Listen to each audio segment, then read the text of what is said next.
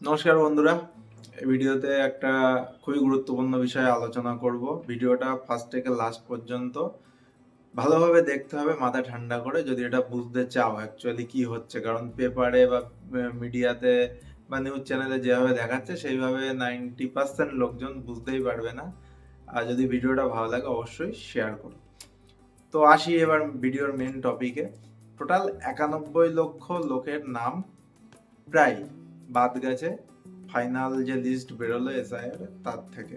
এবার এই 91 লক্ষর ব্রেকআপে আসি। নভেম্বর 2025-এ এসআইআর এর কাজ শুরু হয়। তখন ওয়েস্ট বেঙ্গলের মোট ভোটার ছিল, ডাটাগুলো আমি দেখে দেখে বলবো কারণ আমি অলরেডি খুব অ্যানালাইসিস এবং সার্চ করে এগুলো নোট ডাউন করেছি। 7,63,37,529 জন। এবার তারপরে সেখান থেকে এসআইআর শুরু হলো এবং ডিসেম্বর 2025-এ একটা ড্রাফট রোল সামনে আসলো এবং সেখানে 58,20,899 জনের নাম বাদ গেল। এবার তারপরে আসলো একটা ফাইনাল ভোটার লিস্ট আসলো, যেটা ফেব্রুয়ারির 28 তারিখে বেরোলো 2026-এ। সেখানে এই ফিগারটা একটু বেড়ে গেল টোটাল ফাইনাল লিস্টে, সেটা হলো 63,63,952 জন। তার মানে 63.66 লাখ লোকের নাম বাদ গেল ফেব্রুয়ারি মাসের 28 তারিখে। তাহলে আমাদের ছিল 7.66, সেখান থেকে 63,66,000 বাদ গেল। তার মানে অলরেডি 7,04,00,000 আশেপাশে এসে গেল। মানে ওখানে 63 লক্ষ লোকের নাম বাদ গেছে ফেব্রুয়ারি মাসে, এটা মাথায় রাখতে হবে। এইবার তার সাথে একটা বিচারাধীনের তালিকা বেরোলো আন্ডার অ্যাডজুডিকেশন।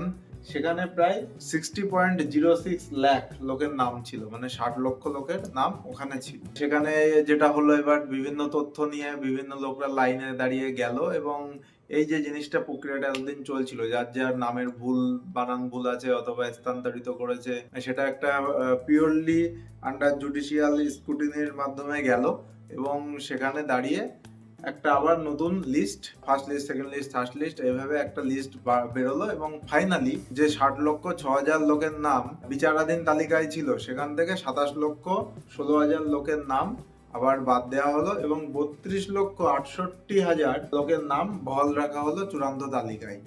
মানে এই যে 27 লক্ষ বাদ গেল, এটা প্রায় 45%-এর আশেপাশে এই আন্ডার অ্যাডজুডিকেশনের যে লিস্ট তার থেকে বাদ গেল।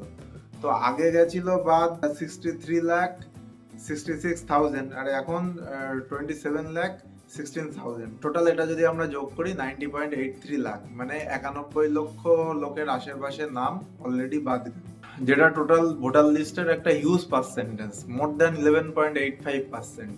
মানে 11%-এর মানে 12%-এর কাছাকাছি লোকের নাম বাদ গেল, যেটা মানে বিজেপি আর টিএমসির ভোটের ডিফারেন্স যেটা 5-6% ছিল তার ডবল মানে পার্সেন্টেজ ভোটের ডিফারেন্স, সেই পরিমাণ লোকের নাম বাদ গেল। এটা ভোটের একটা বিশাল ইম্প্যাক্ট পড়বে। মানে এই ভোটারটা কাদের ভোটার ছিল, এখানে যেমন শুধু মুসলিম ভোট বাদ গেছে বলে চিল্লামিল্লি করছে, ব্যাপারটা তেমন না। যতটা মুসলিম ভোট বাদ গেছে, হিন্দুদের ভোটও ততটাই বাদ গেছে, সেটা নিয়ে অতটা চিল্লামিল্লি হচ্ছে না মার্কেটে বা মিডিয়া হাইপ পাচ্ছে না। তো এই ভোটটা কি শুধু টিএমসির ভোট, না টিএমসি বিজেপি উভয়ের ভোট বাদ গেল, তার উপরে নির্ভর করছে। টোটাল 91 লক্ষের হিসাবটা বোঝা গেল তো। প্রথম লিস্টে 63 লক্ষ, দ্বিতীয় লিস্টে 27 লক্ষ, এইটা বাদ গেল। অ্যাজ পার সুপ্রিম কোর্টের কথা অনুযায়ী এই যে 27 লক্ষ লোকের বাদ গেল, এরা ভোটাধিকার প্রয়োগ করতে পারবেন না পারবেন না এটা এক্ষুনি ক্লিয়ার বলা যাচ্ছে না। 6 তারিখ পর্যন্ত রাত্রে ভোটার লিস্ট ফ্রিজ হয়ে গেছে, ওরা তো ভোট দিতে পারবেন। এবার আসি এই যে 27 লক্ষ লোকের বাদ গেল, এরা ট্রাইব্যুনালে অ্যাপিল করতে পারবেন।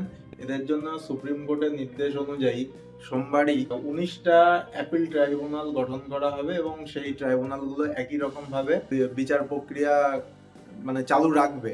যে কিভাবে হবে সেটা ডিসিশন নেওয়ার জন্য ক্যালকাটা হাইকোর্টের অবসরপ্রাপ্ত প্রধান বিচারপতি টি.এস. শিবগামন এবং অবসরপ্রাপ্ত বিচারপতি প্রদীপ্ত রায় এবং প্রণব কুমার দেব, তিনজনের একটা কমিটি গঠন করা হচ্ছে। নির্ধারণ করে দেবে কি পদ্ধতিতে এই 19টা ট্রাইব্যুনাল কোন পদ্ধতিতে বিচার প্রক্রিয়া করবেন এবং এদের নাম থাকবে কি থাকবে না, ফাইনাল ডিসিশন নেওয়া হবে। অলরেডি 91 লক্ষ লোকের নাম বাদ গেল, ধরেই নেওয়া যায় কিছুটা আশেপাশে হবে, হলেও 10% লোকের নাম বাদ যাচ্ছে। এবার আমি ডিস্ট্রিক্ট ওয়াইজ যদি একটুখানি এর উপরে আলোকপাত করি, তাহলে আমাকে বলতে হবে সব থেকে বেশি বাদ গেল মুর্শিদাবাদ, যেখানে 55 লাখ মানে 4,55,000 লোকের নাম বাদ গেছে, 11 লক্ষ লোকের নাম বিচারাধীন ছিল, এটা প্রায় 41%। তারপরে নর্থ চব্বিশ পরগনা, যেখানে পার্সেন্টেজ ওয়াইজ সব থেকে বেশি লোকের নাম বাদ গেছে, অ্যাজ পার পার্সেন্টেজ হাইস্ট 3,25,000 লোকের নাম প্রায় বাদ গেছে, 5,91,000 জন বিচারাধীন ছিল এখানে। তারপরে আসে মালদা, যেখানে 8,28,000 লোকের নাম বিচারাধীনের তালিকায় ছিল এবং ফাইনাল বাদ গেল যেটা 2,29,000। এবং তার সাথে সাথে বলা যায় ভবানীপুরে প্রায় 28,000 লোকের নাম বাদ গেছে এবং কলকাতা থেকেও লক্ষাধিক লোকের নাম ওভারঅল সব মিলিয়ে বাদ গেছে। তো এই বাদ যাওয়ার পার্সেন্টেজটাও একটা হিউজ।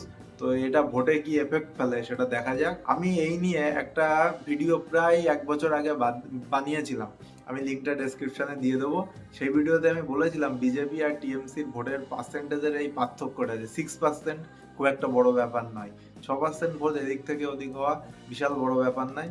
কিন্তু ভোটের আবহাওয়া যেটা দেখা যাচ্ছে তাতে এখনো সবই 50-50। মমতা ব্যানার্জির জেতার চান্স অনেকটাই বেশি। বিজেপি তো প্রচারই করছে না বলতে হবে, অনেক কম প্রচার হচ্ছে বিজেপির। আর মমতা ব্যানার্জি ওয়েস্ট বেঙ্গল ব্যাপী মানে চষে বেড়াচ্ছেন বলা যায় এবং বিশাল প্রচার ওনার তো হচ্ছেই হচ্ছে। এই ভিডিওটাতে তোমরা এই 91 লক্ষের ডিটেলসটা ক্লিয়ার পেয়েছো এবং আরও কিছু ইনফরমেশন জানার থাকলে কমেন্ট সেকশনে অবশ্যই কমেন্ট করো, আমি রিপ্লাই অবশ্যই দেবো। ভিডিওটা কেমন লাগলো জানিও, ভালো লাগলে অবশ্যই লাইক এবং শেয়ার করো।